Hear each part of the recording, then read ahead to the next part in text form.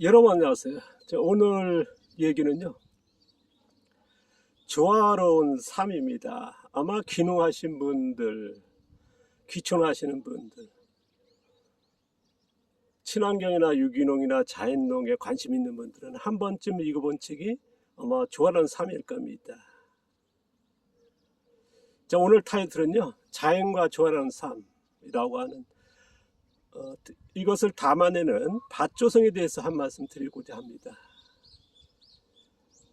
아마 농사 목적이라든가 귀촌이라든가 밭 만들기, 텃밭 하시는 분, 아니면 자급자족의 여러 목적이 있을 건데요. 거기에서 농장이든 아니면 이제 작은 텃밭이라도 어떻게 조성할 거냐. 아마 조성 방법이 다양하게 이제 소개되고 있는데요. 저는 이제 뭐랄까요, 최대한 자연적인 이런 얘기를 할 수밖에 없는 게, 최근에 보면 이제 밭 조성할 때 아니면 이 경관을 만들 때 바닥은 어떻습니까? 보통 잡초 매트 많이들 하지 않습니까? 잡초 때문에. 아니면 석분이라든가 아니면 우드칩 깐다든가. 대개 목적이 뭐냐, 아름다움보다는 이제 잡초 때문에 이제 많이들 하시거든요. 최근에 보면 또 작은 텃밭이나 작은 농이 인도블럭 같은 그런 형태를 바닥에 까시는 분들 많죠. 밑에다가 어떤 분들은 보니까 매트 깔고 위에다가 또 인도블럭 같은 게 해서 경관과 아니면 잡초를 차단하기 위한 이제 여러 방법을 취하고 있는데요. 저는 이렇게 조성하고 있습니다. 밭도 마찬가지로 흙이 안 보이게 밭가래 하는 원칙으로 하고 있고요. 밭가래 하는 이유는 계속 얘기합니다만, 이제 토양이 밭가래 했을 때 유실되지 않습니까? 우리가 이제 정부에서 발표한 게 1년에 30톤이라 그러거든요. 그러면 이제 1년에 3cm가 흙이 쓸려가는, 이게 심각한 문제지 않습니까?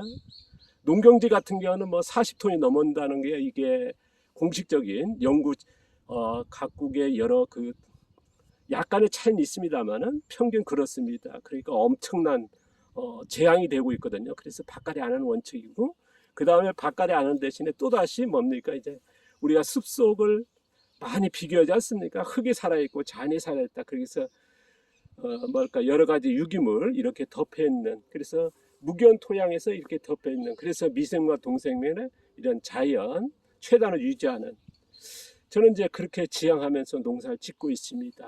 보시면 이제 나비가 되게 많죠.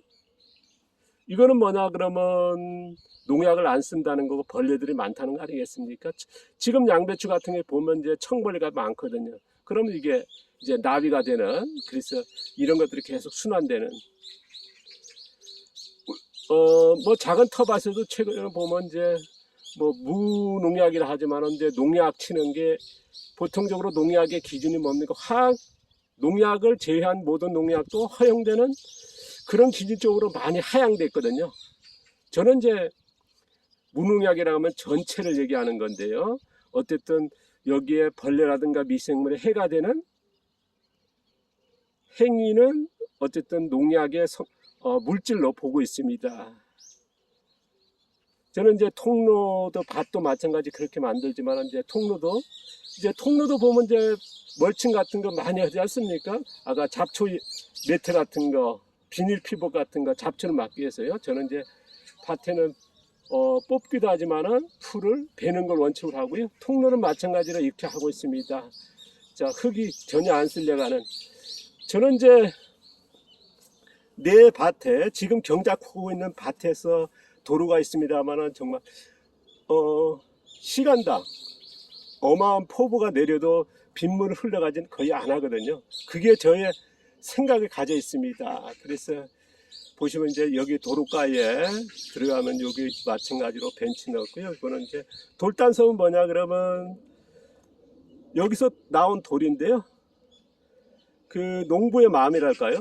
뭐냐 그러면 우리가 이제 멀칭하니까 미생물, 동생물 하지만은 쥐 같은 건 살지 못하거든요. 쥐라든가 뱀이라든가 도로가 있으니까요. 피난처랄까? 농부의 생각입니다. 그래서 풀섬, 숲섬, 돌담섬, 돌섬 이런 방식으로 해서 이렇게 조성하고 있습니다. 돌을 치우기보다는요. 저희들 뭐 밭에 이따 보여드리면 돌담섬도 있고요. 산소가 있으면서 그런 유지하고요. 옆에도 마찬가지 숲섬 유지하려고 합니다.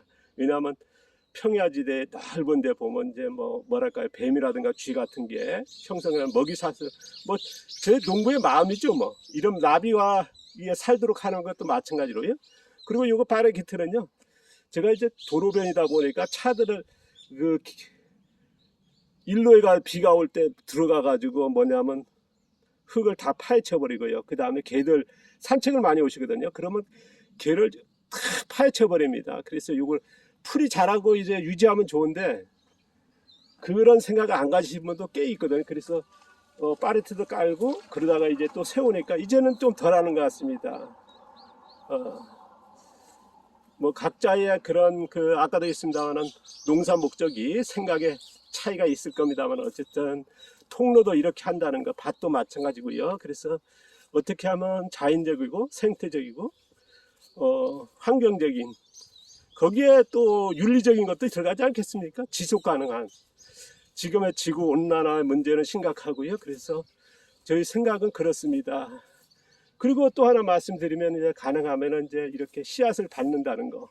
씨앗을 받다 보니까 꽃이 유지되고 이렇게 나비가 오는 거죠. 그 다음에 이제 씨앗을 토종 씨앗이 중요하다는 것도 많이 하고, 최근에 보면 이제 토종 각 지역에 이제 씨앗 도서관이 있고, 그 다음에 이제 토종 농사를 많이 한다마는 또 하나 놓쳐버리는 게 뭐냐면, 토종 농사의 기본은 뭡니까? 전통 재배 있지 않습니까?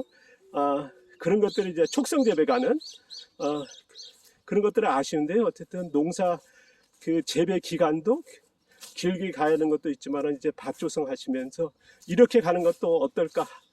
여기 틀밭도 마찬가지고요. 이렇게 풀이 자라게 해서 잔디를 깔기보다는 이게 좋을 것 같습니다. 그리고 계속 깎아짐으로써 이런 야생풀이 오면서 또 풀이 여러 종류라는 건 뭐겠습니까? 거기에 미생물 균이 또 달라지거든요. 그러다 보니까 이제 여기에 하나의 뭐랄까요, 전체적인 생명의 여러 다양성이 유지되는 거거든요. 그러니까 우리가 마당에 잔디를 깔 거냐, 풀잔디를 할 거냐, 이건 개념이 전혀 다른 거거든요. 우리는 이제 이런 것들을 이제 나눠보지 않았습니다. 아까도 얘기했습니다. 무농약하면 화학 농약의 기준으로 아주 하향된 그런 분도 되게 많지 않습니까? 저희 같은 경우는 이제 무농약하면 전체에 들어간다는 말씀 드렸듯이 이런 개념이 좀 어떨까 하는 저는 이제 이렇게 농사 짓는 거 소개해 드립니다. 누가 어떻게 하시는 건 자유겠죠? 자, 오늘 불편한 내용도 있을 겁니다만 좀 이해 바라고요. 감사합니다. 고맙습니다.